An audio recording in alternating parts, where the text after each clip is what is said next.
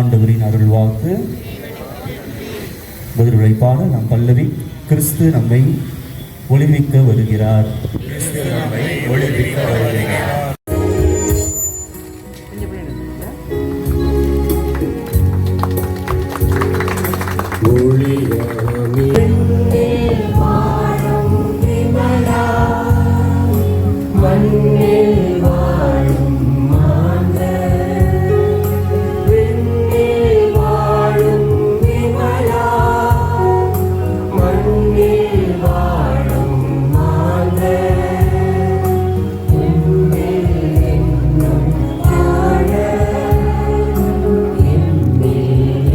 காட்சியின் அன்பு நேயர்களே, உங்கள் அனைவருக்கும் மாலை வணக்கம்.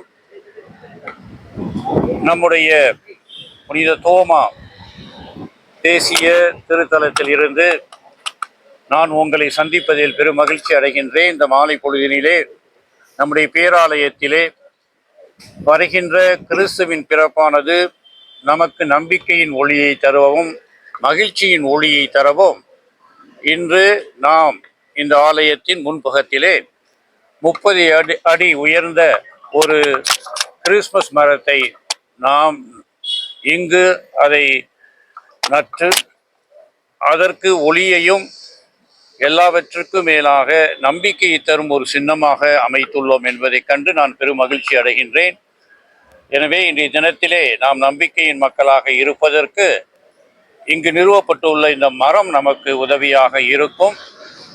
30 அடி உயர்ந்த இந்த மரமானது நமது எண்ணத்தையும் நம்முடைய சிந்தனைகளையும் இறைவன்பால் நிரப்புகின்ற ஒரு நல்ல வாய்ப்பினை நமக்கு தரவும், வருகின்ற நாட்களிலே நாம் அனைவரும் கிறிஸ்து பிறப்புக்காக நல்ல விதத்திலே தயார் செய்ய இந்த மரம் நமக்கு உதவியாக இருக்கும் என்பதில் எல்லளவும் சந்தேகம் கிடையாது. இந்த திருத்தலத்திலே அதிபர் தந்தையாக இருக்கின்ற பேரூர் திரு வின்சென்ட் சின்னத்துரை அவர்களுக்கு இச்சமயத்திலே அவரோடு இணைந்து பயணிக்கின்ற அனைத்து குருக்களுக்கும் என்னுடைய நன்றியையும் பாராட்டுதலையும் வணக்கத்தையும் தெரிவித்துக் கொள்கின்றேன்.